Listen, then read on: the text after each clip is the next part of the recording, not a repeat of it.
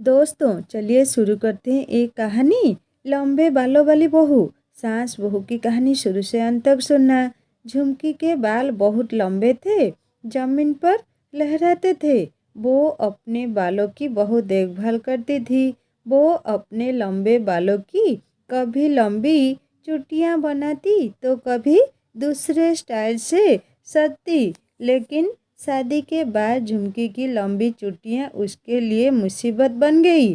झुमकी चौखट पर बैठकर अपने बालों में तेल लगाकर चुटियां बना रही थी। जब वो खड़ी हुई तो उसकी चुटियां जमीन पर लहरा रही थी। झुमकी को अपने लंबे बाल बहुत पसंद थे। वो उन पर इतरा इतरा कर पूरे गांव में घूमती। उसकी लंबी चुटियां की चर्चा पूरे गांव में होती। औरतें झुमकी से उसके लंबे बालों का राज पूछती। रीमा ने कहा, झुमकी तेरे बाल इतने लंबे कैसे हुए? तू अपने बालों में क्या लगाती है? झुमकी ने कहा, इतने लंबे बाल पाने के लिए बालों की बहुत सेवा करनी पड़ती है।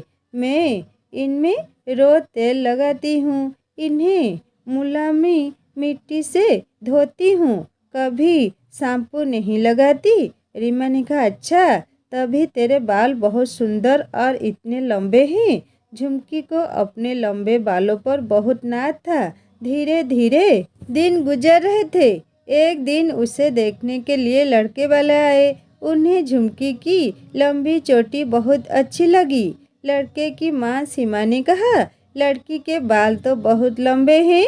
मैंने आज तक किसी लड़की की इतनी लंबी चोटी नहीं देखी। हमें झुमकी बहुत पसंद है। झुमकी की माँ सुजाता ने कहा, बहन जी झुमकी अपने बालों की बहुत सेवा करती है। सीमा ने कहा, जो लड़की अपने बालों की इतनी सेवा कर सकती है वो सास ससुर की सेवा भी करेगी। सुजाता ने कहा, बिल्कुल करेगी बहन जी। सीमा ने कहा, तो ठीक है, हमें ये रिश्ता मंजूर है। इस तरह झुमकी की शादी नरेश से तय हो जाती है। कुछ दिन बाद दोनों की शादी हो जाती है। शादी के बाद जब झुमकी अपने ससुराल आती है तो हर तरफ उसकी लंबी चुटियां की चर्चा होने लगती है। महिलाएं उसकी लंबी चुटियां देखने आने लगी। शीला ने कहा, अरे सीमा, मैंने सुना है नई बहू की चोटी जमीन तक लंबी है। सीमा ने कहा, हाँ शीला, तुमने सही सुना है। दूसरी औरत जरा हमें भी दिखाओ। पूरे गांव में खबर फैल गई कि सीमा की बहू की चुटियां नागिन से लंबी है।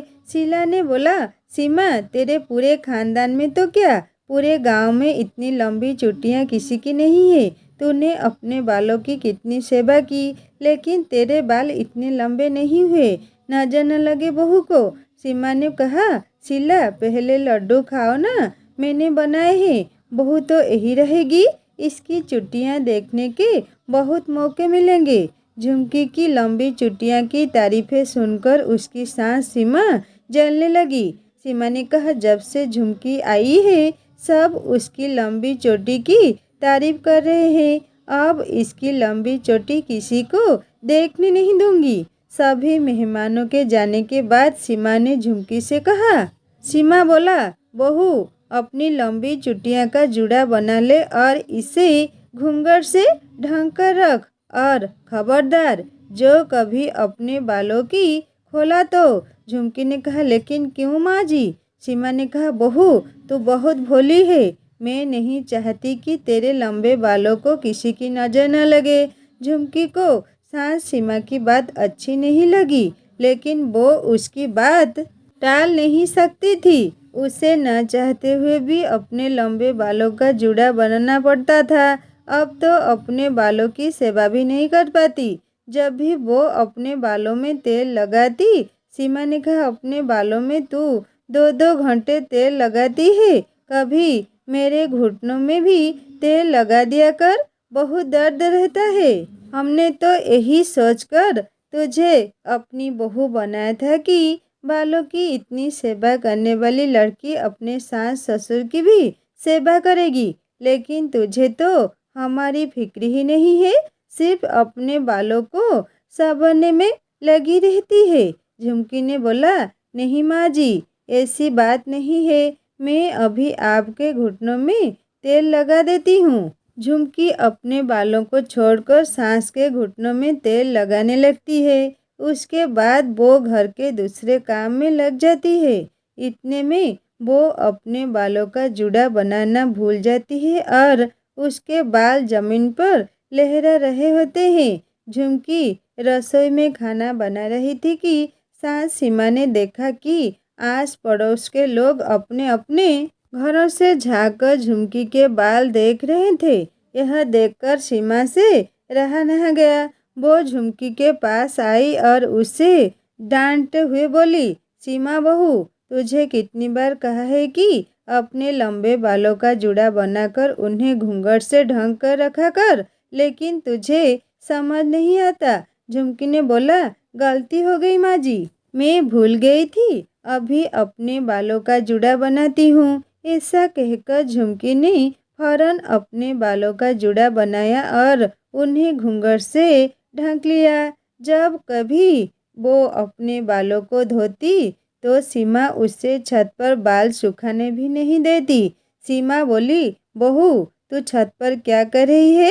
झुमकी ने कहा, माँ जी, आज मैंने बाल धोए हैं, उन्हें सुखा रही हूँ। सीमा ने कहा, जल्दी से घर के अंदर आ जा। झुमकी छत से उतरकर घर के अंदर आती है। झुमकी ने कहा, क्या बात है माँ जी?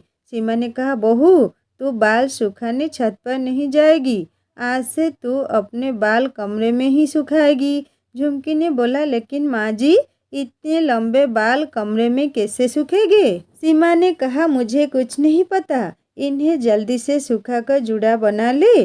झुमकी के बाल पूरी तरह नहीं सूखे थे, वो गीले बालों का ही जूड़ा बना लेती है। झुमकी मन ही मन सोचती है, शादी से पहले कितनी आज़ादी थी, मैं अपने बालों को लहराते हुए छत पर सुखाती थी, जो मन में आता है वही स्टाइल बनाती थी, कितने सुंदर लगते थे मेरे बाल, और अब तो इनका जूड़ा बनाने के अलावा कुछ कर ही नहीं सकती। इतने लंबे बालों का जूड़ा बनाने से मेरा सिर भी भारी हो जाता है।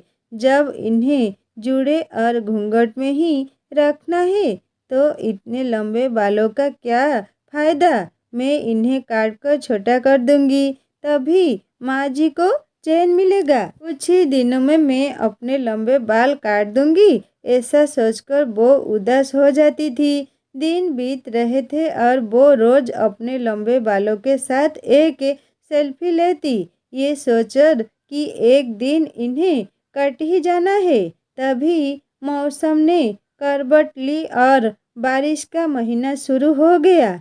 सावन की पहली बरसात हो रही थी। उस दिन घर में कोई नहीं था। झुमकी अपनी लंबी चुटियां खोलकर बारिश में नहा रही थी। बारिश में नहाने के बाद वो अपने कमरे में जाकर रोने लगती है और कैंची लेकर अपने बाल काटने जा रही थी कि तभी अचानक बहुत जोर जोर से बिजली चमकने लगती है और बादल गरजने लगते हैं। डर के मारे झुमकी के हाथ से कैंची छूटकर गिर जाती है। वो खिड़की से बाहर देखती है तो बादल बिल्कुल काले हो गए थे और बारिश बहुत तेज हो रही थी।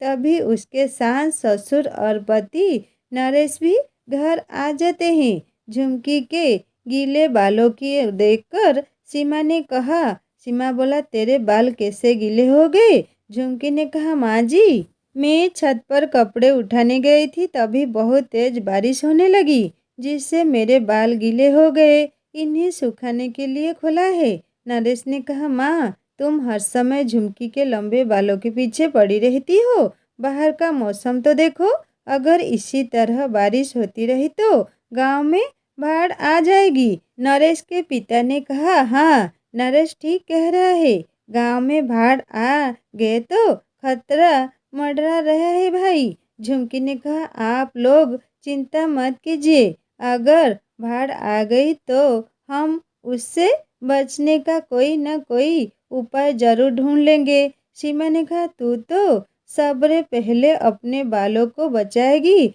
झुमकी ने कहा, नहीं माँ जी, मैं बहुत जल्द अपने बालों को काट कर छोटा कर दूंगी। सब लोग बातें कर रहे थे। इतने में बारिश और तेज हो गई। नरेश के पिता ने कहा, बारिश तो रुकने का नाम नहीं ले रही है। बहू, तू अपने बालों को जो है बचा कर रखना, अच्छा है ना? कहीं इनमें बरसाती कीड़े ना घुस गए।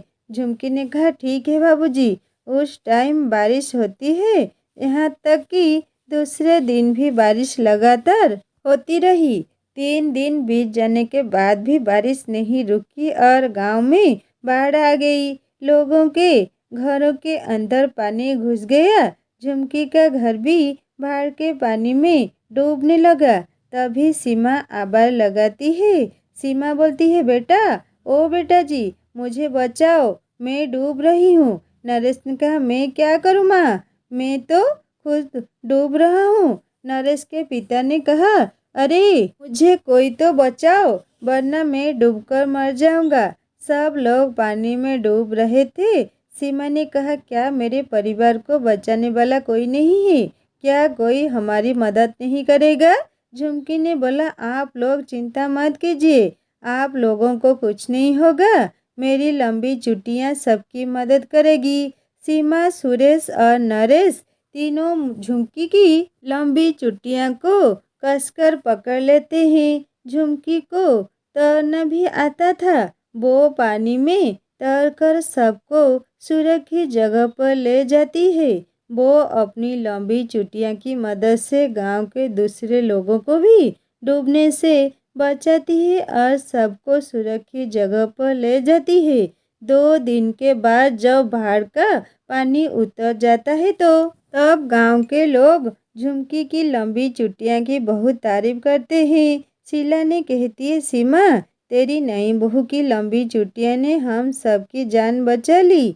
दूसरी औरत ने कहा, हाँ, झुमकी बहू की लंबी चोटी बड़े काम की है, इसे संभल कर रखना। लेकिन सबके जाने के बाद झुमकी कैंची लेकर अपनी लंबी चोटी काटने जा रही थी कि सीमा ने आकर उसका हाथ पकड़ लिया। सीमा ने कहा, नहीं बहू, तू अपनी लंबी चोटी नहीं काटेगी। झुमकी ने कहा, लेकिन माँ जी, मैं इस लंबी चोटी को रखकर भी क्या करूँगी? मैं ना तो इसे खोल सकती हूँ, ना इनकी सेवा कर सकती हूँ। गीले बालों में ही जूड़ा बनाना पड़ता है और घूंघट में छिपा कर रखना पड़ता है। सीमा ने कहा, बहू, आज के बाद तुझे इन्हें घूंघट में छिपाने की ज़रूरत नहीं है। तू इनकी खूब सेवा कर और सुंदर सुंदर स्टाइल भी बना। अब जूड़ा बनाने की कोई ज़रूरत नहीं है।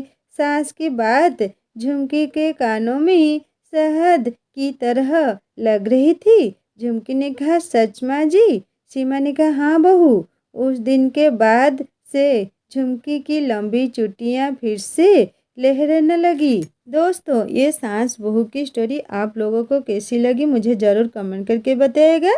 कहानी को पूरा पढ़ने के लिए शुक्रिया और कहानी सुनने के बाद सब्सक्राइब करके बेल आइकन दबा देना। नमस्ते।